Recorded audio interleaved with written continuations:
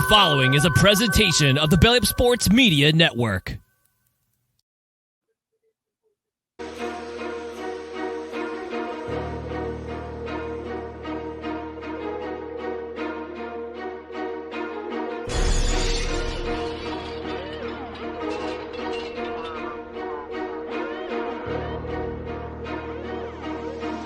DJ Baller, you killed this.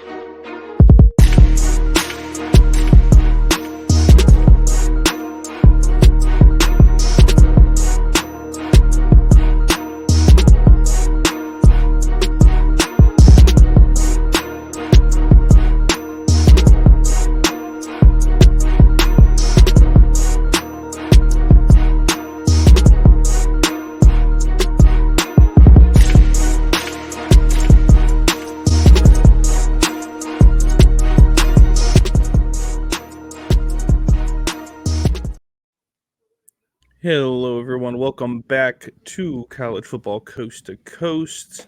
I'm your host, Jacob, along with my co-host, Tyler. Here we are, Tyler. Week 11. We're getting very close to the end of the season. You're a few weeks away for some big games. My favorite game of the year we'll be talking about in a few weeks. So it's really a good time for a lot of ranked matchups, some upsets, some crazy things happen. Last weekend had some interesting finishes to some games.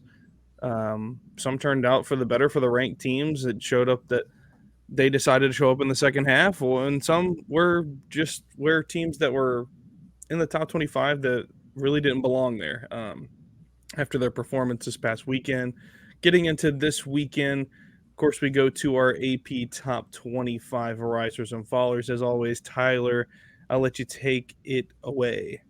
Yeah, I'm going to go for one of the hottest teams in the country, Oklahoma State. I mean, this was a team that really struggled, and we also talked about them a couple of weeks ago. You know, they lost to South Alabama pretty handily. We didn't know if, this was going to be the year that Oklahoma State and Mike Gundy part ways. So that's pretty much down the drain, as Oklahoma State now really in the driver's seat. If they can really win out, they can go to the Big 12 championship, probably face off against Texas. Was a big win in Bedlam. It was definitely probably going to be the last time that we see it. So, for Oklahoma State to be the last winner of it, they could have bragging rights until they see Oklahoma again, which we don't know when that's going to be. But you sit at number 15 in the college football playoff poll, and then also you're working your way up. You're also number 15 in the AP poll. You go from the underranks to the ranks. So Oklahoma State, one of the hottest teams in the land. So give me the Pokes as my risers. Yeah, it's one of those where you make a good point with Oklahoma State there, them kind of being in the driver's seat as that number 2 team in the Big 12 championship. I don't think that we can pen in Texas for the end of the season, because if Texas does lose, there's a chance that Kansas, who's almost directly behind Oklahoma, has a chance in order to be that team in the Big 12 championship. And Oklahoma's not out of it either, believe it or not. I mean, you could see a rematch in the Big 12 title with Oklahoma and Oklahoma State if Texas does lose a game, because OU has the head-to-head there, So there's some things that could happen there before the end of the season. For me, for my riser, it's super tough because I'm going to go with Utah. It's been an up and down season all over creation. I know they're 7-2, couple of ranked wins, couple of losses that are interesting losses, just bad losses. And it's a team that struggled with injury for a lot of the season without Cam Rising most of the year. So, you can't really fault them when it comes to, having to make the changes in order to win football games. And they've come around with it, and I think in large part the reason they've moved up 5 spots is because of some teams that have fallen off behind them. Missouri falls down, OU falls down, LSU falls down, Notre Dame falls 10 spots. So there's some things there that are boosting them and putting them up in the rankings a little further there. But for me, I think that they're still a polished team. I think they're still a good football team. They won't be in the Pac-12 championship. this year, more than likely, but still a ranking at 13 isn't bad at all. Yeah, so now we'll go on to our fallers, and man, I hate to do this. I've been riding with this team, and they just let me down. I got to go with Air Force. I mean, I did not see them losing this pretty handily to Army. I mean, Army really controlled the line of scrimmage. They were able to really shut down Air Force. Air Force still has a chance to claim the Mountain West, but for the New Year's Six chances, that's pretty much out the door. I mean, right now the highest group of five is Tulane. They're sitting at number 20, so it's looking like Tulane. We're probably going to see them again in the New Year's Six. So for the hopes of the New Year's Six, that went out the door with the loss to Army. So going from 17 to the unranks is definitely not what you want to see if you're an Air Force fan. Yeah, definitely not for them. I know both of us were really high on what they had done this season, undefeated season, going in a mile high last weekend and only putting up 3 points. I think they got the bad juju from playing at mile high. So I definitely think that they're still a very good football team. Definitely. I mean, 8-1 is nothing to sneeze at. They are definitely a really good football team. Um, for me, I think the team is pretty obvious within the AP top 25 that I have to take, and it's Notre Dame's fallen 10 spots after losing to a 500, 4-4 Clemson team. Granted, they're on the road. Clemson hasn't lost a home game in 36 games, and but the thing is Clemson's been so terrible this year that it was almost like Notre Dame could go in and cover the spread and come in and win this football game and show that, you know, they're still a really good football team with a loss to Ohio State, who's the number 1 team in the country. They're okay. Well, now they've fallen to 7-3, um, and they'll stay down there in the lower half of the top 25 probably the rest of the regular season, and through the playoff. They'll get a bowl game, but I think for them to finish the season 9-3, coming in with Sam Hartman as a graduate quarterback, I think they missed their mark. I honestly think that, hopes were high for everybody, within that program for most of the season, and thinking that that team was going to be a playoff team, and it's shown that late in the season they fell apart, and it's just turnovers have destroyed them. And I mean, Sam Hartman's a decent quarterback, but at the end of the day, turnovers is going to kill you. Pick sixes. I mean, it's just that's your kryptonite in an 8-point loss to Clemson on the road. So, yeah, tough to see them bouncing back. They're going to win their next 2 games. I think that's pretty obvious. Um, but a disappointing end of the season for the Irish. Moving to our next reaction here, and it's the CFB Top 25. The CFB Top 25 reaction came out on Tuesday night. Um, Interesting things have happened outside of the top 10, but that's about it. We'll work our way up. Um, really, I'll say 1 through 8 has stayed the same. Uh, Ole Miss and Penn State at 9 and 10 now. They've both moved up 1 spot as a result of Notre Dame falling down and switching places with a couple of other teams. Um, Tyler, for you, I mean, what's the biggest surprise for you, I guess, inside the top 10 that we didn't have any movement, for the most part? If there's any surprises there that really shocked you? Not really. I mean, I knew that there was going to be much movement. We didn't really see any upsets. I mean, if I would have thought that probably Alabama would have moved up the spot, but I definitely get it. The head-to-head over Texas, I definitely think that Texas should be ahead of them. Oregon and Washington, I think that's going to play itself out. You know, Washington definitely beat them, but if you've been looking the last couple of weeks, Oregon been looking like the better football team. You know, I obviously don't agree with Ohio State being at number 1. I mean, they can continue to struggle week in and week out, especially against Rutgers. Georgia, on the other hand, beat a very good Missouri team. Missouri only dropped 2 spots in the college football playoff bowl, so the committee respects them. So that's really my only gripe. That's been, Georgia over Ohio State. I honestly would also put Florida State over Michigan. Michigan really hasn't proven anything. Now, in the next couple of weeks, they can, if they beat Penn State And if they beat Ohio State, then honestly, they could vault all the way up to the number one, the way that the committee really looks at Ohio State and also Penn State being top 10. So really, outside of that, really no disagreements with the top 10. I think they got it right for the most part.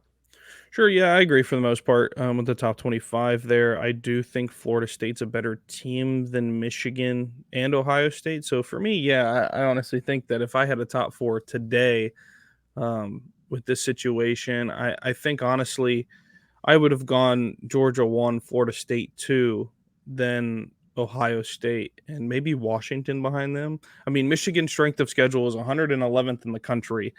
And they haven't played anybody, and the old saying that their season starts when they play Penn State is true. I mean, it's every year that this is the case. This will be, I think, the last year that that'll be the case with a couple of teams coming in, and Michigan might get steamrolled by some teams out west because it's a different offense, and their defense is going to be challenged. It's not up against Big Ten offense anymore. It's going to be against teams that throw the football. So you're going to have some good corners and some experienced corners. And that's been Michigan's downfall for the longest time, is having good experienced corners. Defensive line is where their team thrives, and getting to the quarterback, getting pressure up front, gets the quarterback a little antsy, gets rid of the ball, throws it out of bounds, turnovers, things like that. But some of these other teams are a little more balanced than that. It's going to be difficult for them to compete defensively and get as many stops as they do now. Yeah, so I honestly think that there's a couple of teams in there. Good for Arizona to get there in the college football playoff at 21, coming from unranked. North Carolina sneaking their way back in from unranked. Kind of a weird season for them. I think we thought they would be a lot higher with the success of Drake May last season and their overall success last year.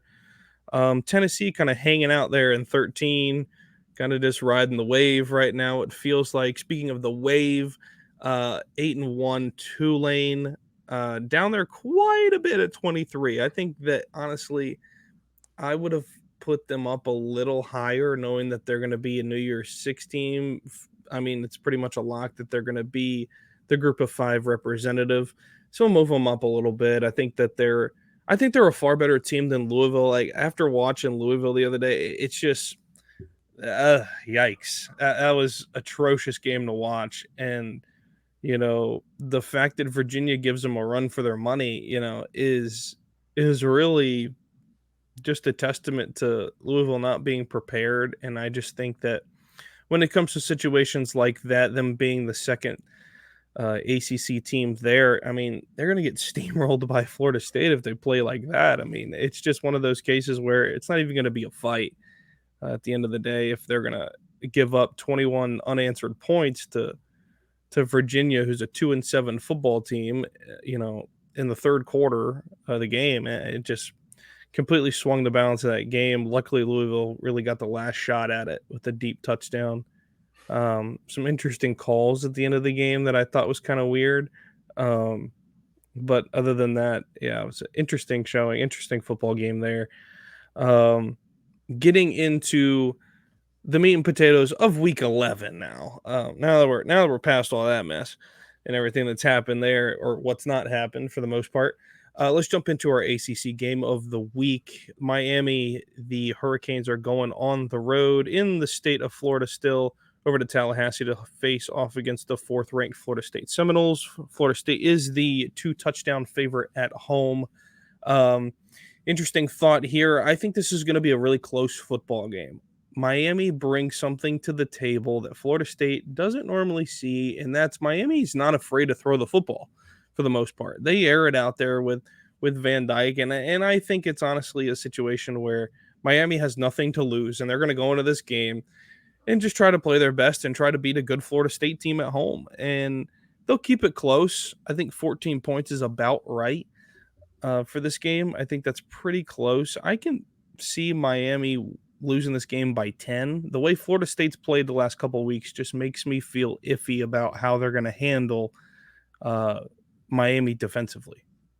Yeah, I mean, Florida State coming off of a not so great a performance against Pittsburgh. I mean, only 24 points. And a week ago, A Notre Dame team put up 51 on them. I think that they were just sleepwalking in that game. They were looking forward to Miami. But yeah, Florida State is really has everything in front of them. They're undefeated. They're pretty much a lock to be in the ACC championship. If they went out, they still have to face off against Florida at the Swamp. So that's always going to be a tough environment just because it's a rivalry game. This is also a rivalry game when both of these programs are really elite. This was one of the best rivalry games in college football. Miami has really been a roller coaster ride. They beat A&M, and then a couple of weeks ago they lose to Georgia Tech on a game that they shouldn't have lost, but they found a way to lose. So this defense really has to come to play. Florida State has playmakers really on all three levels. Jordan Travis. He's still in the Heisman discussion the way that it's going. And then you have Trey Benson. Benson really carried this Florida State offense. I mean, if it wasn't for Benson, Florida State would have won the Pittsburgh game like 14-7 because there's really not outside of that. And then, you got one of the best transfers in the country, Keon Coleman. So I honestly think that this line is about right, too. Wouldn't surprise me if Miami keeps this close for about a half. But I just think they're really talented, and for this game to be back at Doak Campbell in front of the home crowd is really going to help them. So I think that Miami keeps this one closed for about 2 quarters, and then you really see a Florida State team flex their muscles. Tyler Van Dyke, he's going to have to put on because this offense, if they want to even compete with this Florida State offense, this might have to get into a shootout because I just don't think that Miami's defense will just have enough answers for Florida State. So I think that Florida State in the end cruises in this one. I'll say 38-21. Yeah, that's probably about right. I was going to say it's probably right around a 34-24 game. I think it's probably a 10-point game at the end of the day, the way these teams will trade blows this weekend. Moving away from this one, we'll go over to the Big 12. For West Virginia, the Mountaineers are headed to Norman, Oklahoma to face off against the Sooners. The Sooners are 17th in the country. They're a 13-point favorite at home. Interesting note about this game, West Virginia's kind of been so-so, and it's one of those situations where they're still alive and well, and I think at 6-3, it's a successful season for West Virginia. You lose a game against Penn State to open the season. You're 0-1 to start the season. From there on out, you've gone 6-2 the rest of the way. So impressive for them to bounce back. 37-7 win over BYU. Really steamrolling UCF, which I don't think anybody really saw in that situation down there in Florida. Really tough losses back to back, really. And it was a loss to Houston on the road. You lose by 2 points in a shootout football game. And then you lose to Oklahoma State when you come back home by 2 touchdowns. I think that there was just a little bit of a lull in their season. They got going after the Penn State loss and really got moving. I think they're back on that train again. OU's a 13, and I think it's one of the cases where being in Oklahoma, is West Virginia going to show up? I mean, this game's been really good in the past. Regardless of record, this game has been a really good football game. So for me, I think West Virginia can keep it close. I think it can be a 3-point football game. The Big 12 has been a crazy, conference this year when it comes to football games. I think Oklahoma wins. I don't think they're going to run away with it by any means. I'm going to go 30-27. I think that's probably ballpark where I'm thinking of how this game finishes up. I just think that West Virginia is going to be able to keep it close. Oklahoma's defense has not looked good the last couple of weeks. Yeah, Oklahoma in general hasn't looked good the past couple of weeks. They started off hot. They got that win against Texas, and then boom, lose back-to-back games against Kansas and then Oklahoma State, which is pretty good football teams in the Big 12. And like you mentioned, like outside of this game, there's not really much in the Big 12. You got Texas and TCU this week. Maybe that could be a sneaky game, but Quinn Ewers will be back. And then you got Oklahoma State and UCF. Could that be a trap game for Oklahoma State? Oklahoma State coming off that high-powered win. But yeah, like you mentioned, this West Virginia team, it's not easy going into Happy Valley. They got humbled. Let's just say that. And then after that, they took their lumps and they really had a good stretch. And then after that, they sit at 6-3. Technically, they're still in the Big 12 race, but they're probably not going to go to Arlington. They they got to beat Oklahoma first if they want to get there. So they got some work to do, but you could still get a good bowl game. Neil Brown at the start of the season, I was hearing a lot of talk about him possibly being out the door in Morgantown. But I think that he saved his job. His team's playing really well. Last year they struggled with JT Daniels. Daniels is now at Rice.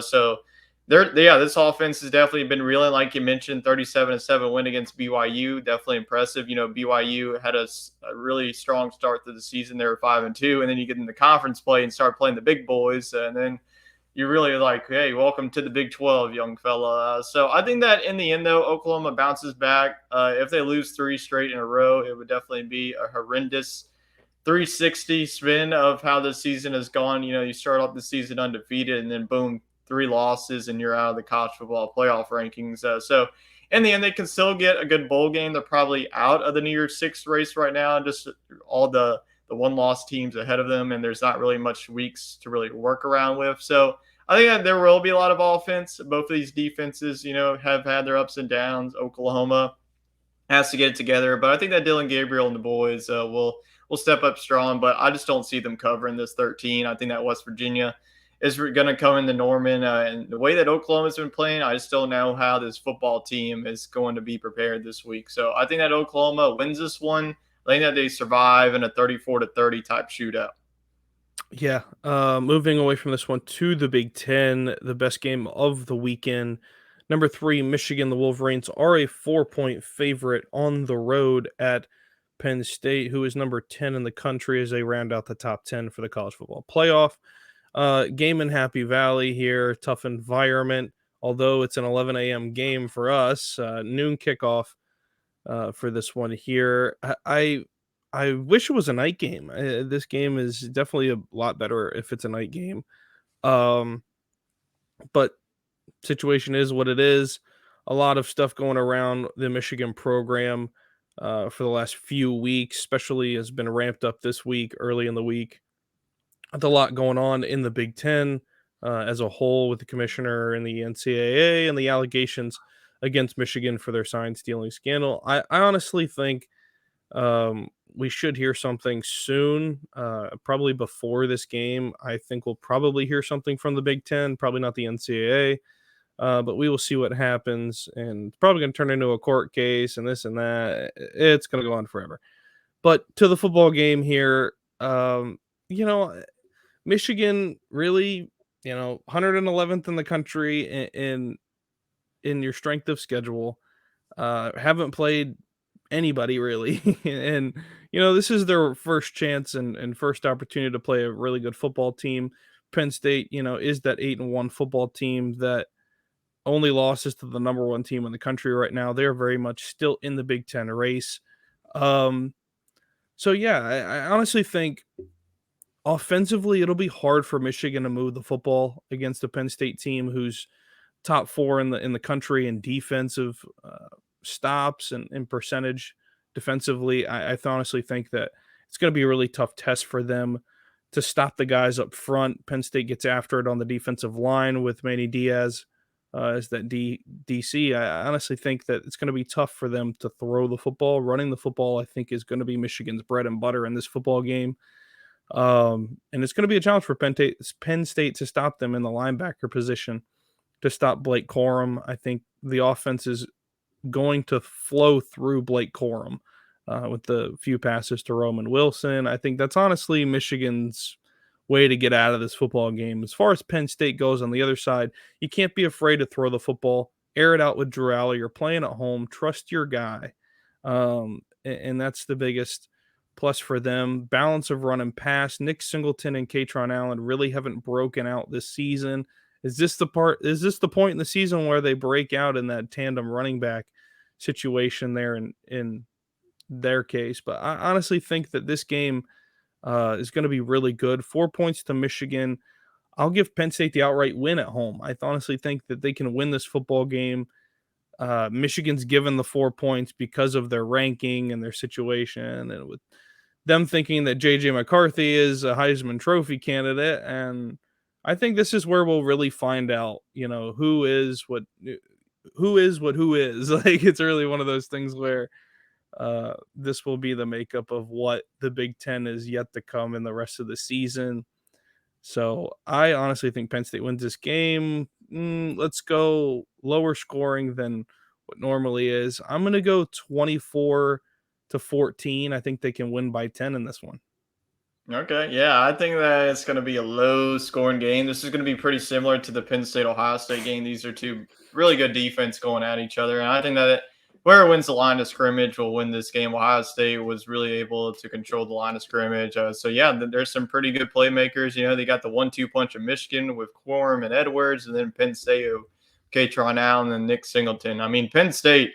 I was really impressed with them last week. Scored 51 points in a rout against Maryland. You could have easily just laid down on the look ahead, oh, we got Michigan. This is just Maryland. We could just wake up. Nah, they wake up and chose violence on Saturday. They put up 51 points. And I think that they needed that performance. I'm not saying that, hey, 51 points against Michigan, go for it. If you do that, then my gosh, Penn State is right back in the mix. So, yeah, this is a must win for Penn State if they want to get back to Indy, and they also have to root for Michigan to beat Ohio State to cause a three-way tiebreaker. I haven't really looked at the three-way tiebreaker to see who would win in that. I will have to look off the air to see who would win that. I have no idea what it would go down to. Maybe conference record or who you played.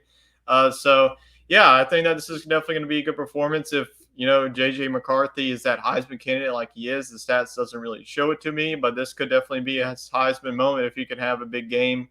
I hate that it's at 11 a.m. Penn State always struggles, it seems, in the 11 a.m. games, and they already burned their whiteout game on Iowa, which was so stupid. They should have just put the whiteout on this game. They definitely ruined that moment. But I think it's definitely going to be a fun environment. I'm sure everyone going to the game is excited for this one. They get excited, and then James Franklin lets them down, and because they always lose the big games. But I'm going to give them a second chance. I picked Penn State to make it to the playoff and win the Big Ten. So I'm not going to be a cop-out and pick Michigan just because they're undefeated and they're ranked number 3 and Penn State already has a one loss. So I am going to go with Penn State. I think they get the big victory at home. At least, honestly, if they even go 11-1 and don't make it to the Big Ten championship, I can still see a path to them because, like I mentioned, Ohio State, by the committee, they're like the greatest football team that ever lived, the way that they've been talking them up. So I think that Penn State wins this one in a very low-scoring game, not much offense. I'll say 21-17. I think that Penn State covers that 4. I think that Michigan getting the 4 is pretty respective. So, yeah, we're going to see if Michigan's a really good football team or not because this is their first test of the season. We're in the second weekend of November, which is pretty sad. Yeah, I mean, it's a sold-out game already, and it's very very tough to see Michigan running away with a football game like this on the road at Penn State. They really never have. They have a losing record actually under Harbaugh at Penn State. So Penn State does have the upper hand at home when it comes to this game. Likewise, the other direction in Ann Arbor. So home field advantage is huge in this football game in the past in the series. So we will see what happens from both of these teams this weekend in State College. Moving to the Pac-12 over here. Tough, interesting football game. Number 18, Utah. They're on the road to Washington to face off against the 5th-ranked Huskies, who are the 9.5-point favorite at home. Interesting line here with this one. Utah, they could be the spoiler of the season right here. This weekend. They could really go in and shake up everything in the Pac-12, or they could really align things in the Pac-12, and it could make it really clear on who the team is to represent the Pac-12 for the most part. If Utah comes into this game against Washington and wins this football game, clear-cut, Oregon is the team for the Pac-12 at that point. And Utah would have the head-to-head against Washington.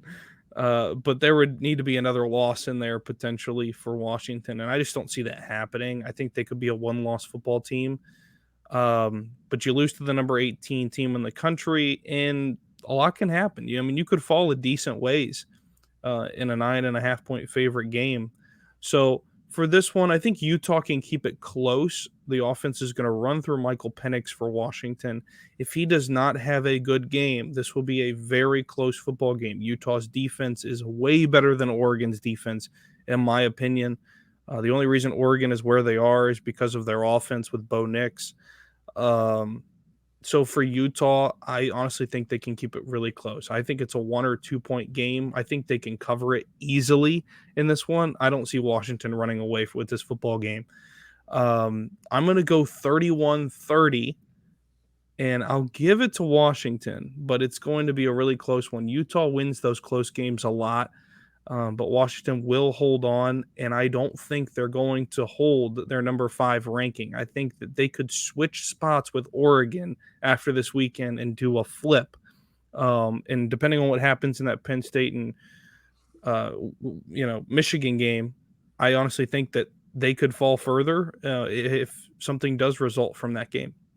Yeah, could definitely. So, yeah, this is a big one for the Pac-12 race in Washington. They just got to keep on winning for the Pac-12. Because they got Oregon nipping at their heels and waiting for them in the Pac-12 championship. But both of these teams just faced off against Arizona State. One team blew them out, and one team struggled. I wonder if you can guess what that is. Utah just put up 50 points on Arizona State with a backup quarterback. Like, we haven't seen Cam Rising. We probably won't see Cam Rising for the rest of the season the way that it's going, which ultimately sucks. If Cam Rising was probably playing, then this would probably be an undefeated football team. I mean, this would be a team that could probably be in Washington's shoes, and we would be talking about Utah. But we haven't really talked about Utah as much as we did in previous years, but they're still a team that can come on you and beat you. But, yeah, Washington, like I mentioned, they've been a team that's been struggling and struggling and struggling. I mean, they had to put up 52 points on USC to survive in that one. So their defense has really been reeling. I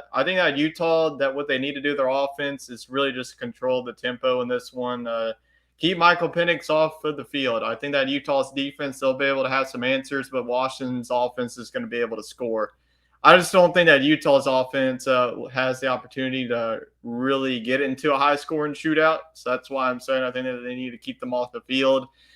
That 9.5 to me, I just don't really see it. Utah coming into this one, I know it's a hostile environment in Washington. I picked Utah to pull off the upset alert. I think it can happen for the sake of this show. I will pick Washington to escape with another victory like they've had in the next couple of weeks, but they won't be able to escape anymore as their next road trip will be at Oregon State. So that's going to be a fun environment to play in. And then you have Washington State to finish off the season. You'll probably get Oregon in the Pac-12 championship. The way that Oregon has just been beating teams with a pole. I mean, they just beat Cal 63-19 or something like that. They just like playing the freshman mode over here on NCAA. So I think that Washington wins this one. It's pretty close. I'll go 33-30. I think that Utah would bring the offense. Look for their running back to really explode. He had a big game against Arizona State. So I really want to see the upset. I tried picking against Washington. It's like my picking against TCU every week last year and didn't work. So I'll go with Washington. So maybe if I pick Washington, we'll probably see an upset because I want to see an upset. It's been too less chaos. Chaos needs to happen. I mean, come on. Like, there's just too many one-loss teams. There's too many undefeated teams. Somebody has to lose. Yeah, somebody's going to lose there in the top 6 or 7 there. So I honestly think it's going to happen this weekend. It's setting up for it. Interesting take on Bryson Barnes. I think he's going to be a transfer quarterback after the end of the season. I honestly think he can be a starter at a program that's kind of a middle-of-the-road program. So great to see his success with Utah and what he's done in that offense. And he's a fantastic young quarterback, and I think he's going to get an opportunity somewhere. I don't know if it's at Utah or somewhere else, but he's a very good young quarterback who's not afraid to take off. Reminds me of a Baker Mayfield, in college type thing. And he's just young right now and just hasn't gotten the exposure yet. But some great performances by him already this season for him to keep his team at 7-2 is very impressive as a backup quarterback. Moving away from this one to the big bad SEC, the number 9 Ole Miss Rebels are headed to Athens, Georgia to face off against the second-ranked Georgia Bulldogs. Georgia is the 11-point favorite at home. I like this game a lot. And the reason I like this game a lot is because Georgia hasn't faced off against an offensive team yet this season. This is their opportunity to face off against a good offensive powerhouse in the SEC. Defensively, Ole Miss is 11th in the conference in defense in the SEC. This is where it will hurt them. Now, if they show up and get stops, they can stay in this football game. Georgia playing at home is a different animal, though. I think Georgia wins this game. I think they win it by 10. I think Ole Miss can cover the 11. I think they can win it by 10. I don't think it's a runaway game, to be honest with you. I don't think they're going to trade blows or anything. I'm going to go 27-17 and give it to the Bulldogs at home. Yeah, this is definitely going to be a big one. I mean, if Ole Miss, their SEC West chances are probably out the door because Alabama ain't going to lose to Kentucky and they're not going to lose to Auburn. I'll tell you that.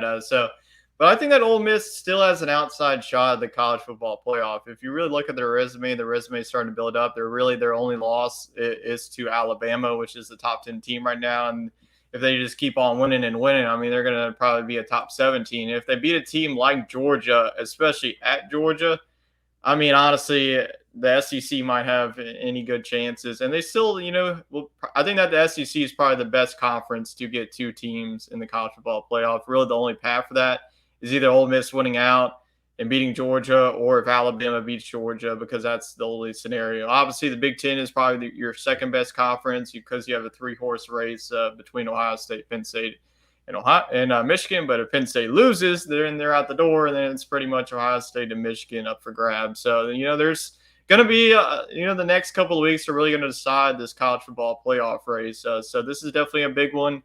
Georgia coming off of not so dominant performance against Missouri. I thought that they're going to dominate Missouri, but man, if you haven't watched Missouri, they're one of the most underrated teams. It would not shock me if they get to the 10-win mark. They have to beat Tennessee this weekend to get that. But Ole Miss, last time they played a really good defense, they only scored 10 points, and that was against Alabama. Georgia's defense is pretty similar to Alabama's defense. Their secondary is really good. Everything is really good. I mean, they just keep on reloading. This Ole Miss, Jackson Dart is going to have to play the game of his life if they want to knock down Georgia. Like you mentioned, Ole Miss's defense has really been shaky. They just let Max Johnson and Texas A&M's offense, that offense that's really haven't had an identity the past couple of weeks, scored 35 on them. So that was definitely not a good look. You needed to build some momentum heading into this. So I think this is just going to be another typical, this is going to be close that they have. And then Georgia just storms back and wins this football game.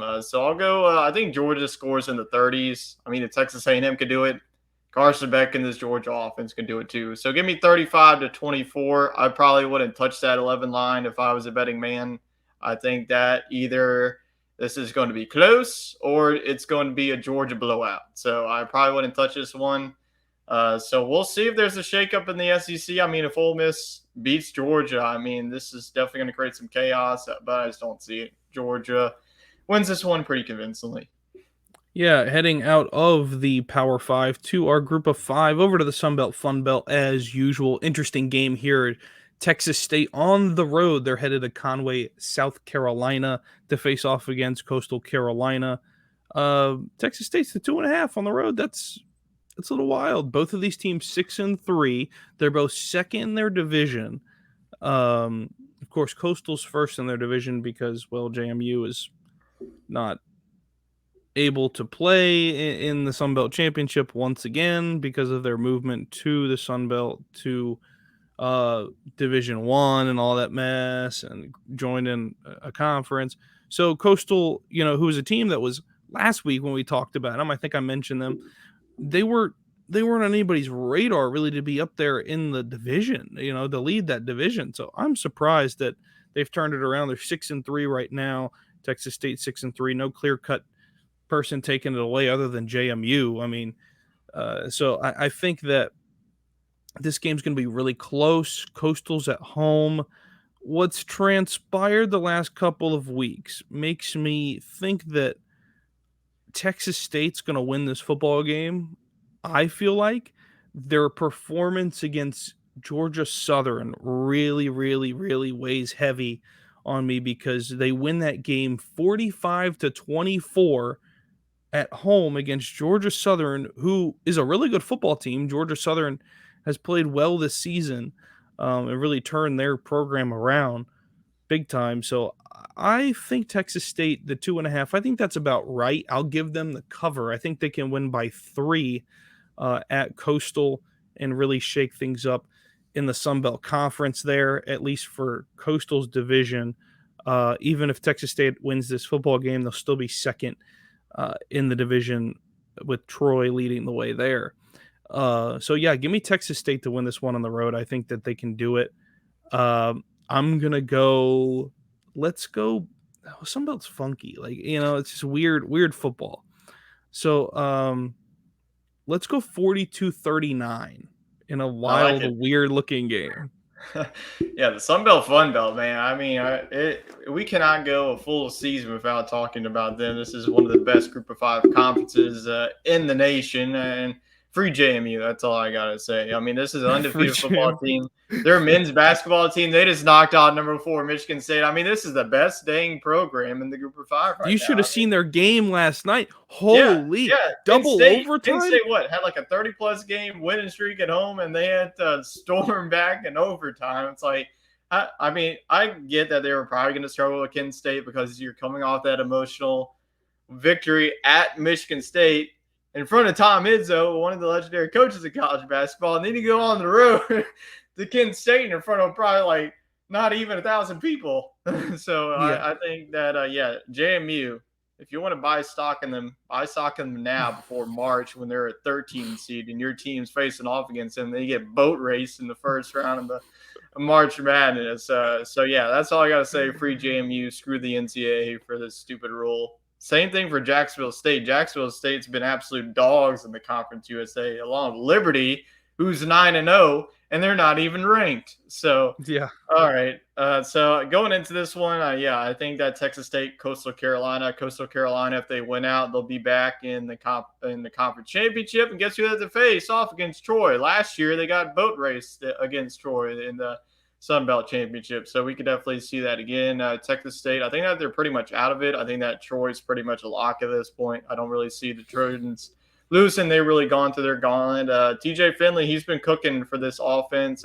Grayson McCall, he's on his 10th year at Coastal Carolina, it seems, and he's still throwing the foosball over there for Coastal Carolina. So, yeah, this is going to be a good game, but there's 2 things that you never pick against. You don't pick against Boise State on their blue field, and you don't pick against Coastal Carolina on their teal field. So give me Coastal Carolina to pull off the upset in this one. They're both 6-3, but Texas State's the road favorite. So, yeah, like you said, it's going to be wacky. So give me a lot of offense, 45-42. The Chanticleers get it done. Yeah, it's going to be a fantastic game there in the Sun Belt Fun Belt. Of course, we close out this week here with Week 11 best bets. Tyler, what's your best bet and maybe a bonus bet of the weekend? Or 2. Yeah, I think that this line is just, I have no idea what Vegas is thinking. This is just too low. Oklahoma State, 7-2, riding high off of Bedlam. UCF, I swear, they are the most bipolar team in college football. They can put up 40 points one week and just lay down a stinker the next week. So I think that this is one of their stinker games. Oklahoma State and Ollie Gordon, I think that he's going to run for 250 on this defense. The way that Ollie Gordon has been running, I mean, buy stock in Ollie Gordon too, because going into next year, this man can be on the Heisman Trophy race. So I'm going to ride with the Pokes. I mean, Mike Gundy, you never bet against those boys. So give me Oklahoma State to cover that one pretty easily, 2.5. I honestly would feel confident to bump it up a little bit. Yeah. For me, my first bet, I'll stay in the Big 12 in this one, and I'm going to go with Texas Tech and Kansas. The line there is 4 to Kansas. They're playing at home in Lawrence. 4 is too low for me, I think. I just don't – Texas Tech isn't the spoiler team of the year anymore, really, this season. I think Kansas gets it done by more than 4. Give me Kansas to cover the 4 points and win this game at home.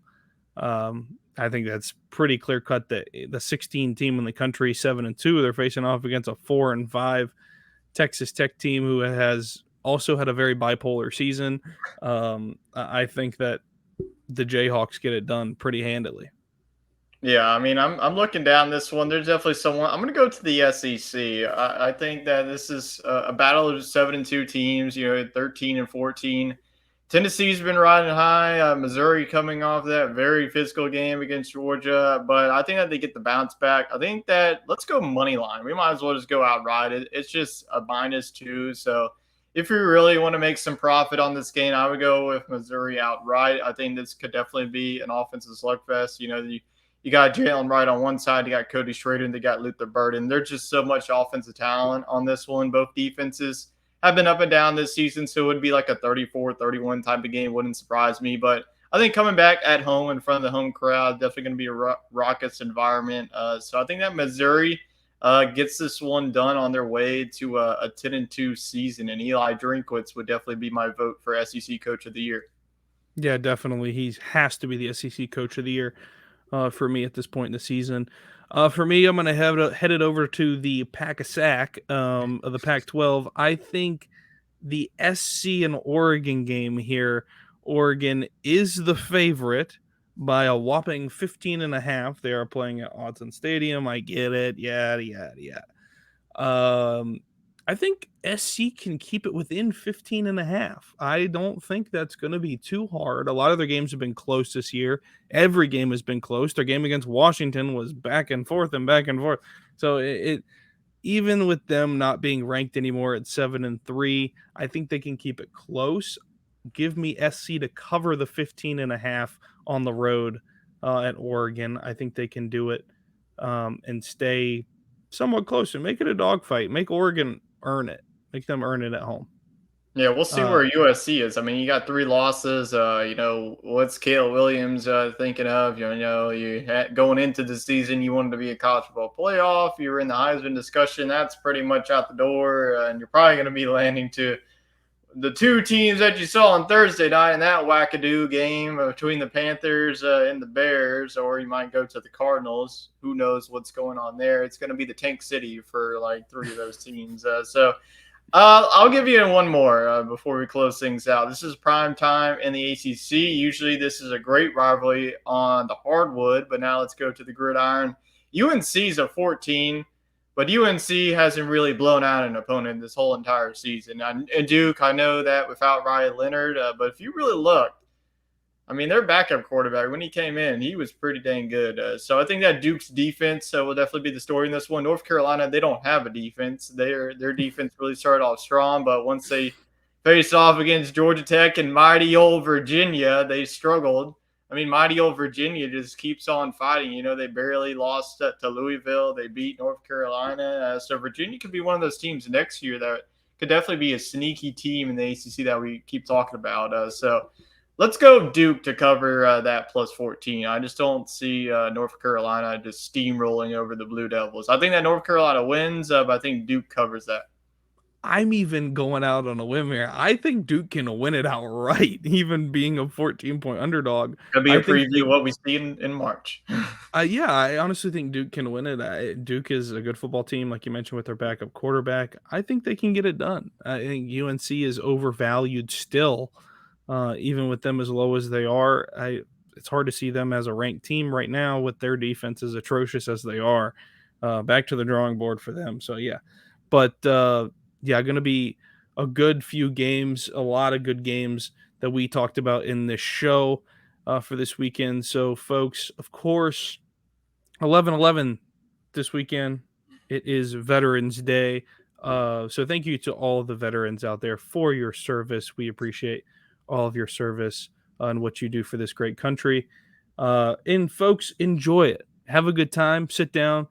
Have a good one on this holiday weekend and enjoy some football. And we might see some shakeups. I'm hoping we see some shakeups so we can talk about it next week in our AP Risers and Followers and our college football playoff, which will come out next Tuesday. Folks, so enjoy your Veterans Day and have a good one. We will see you guys for week 12.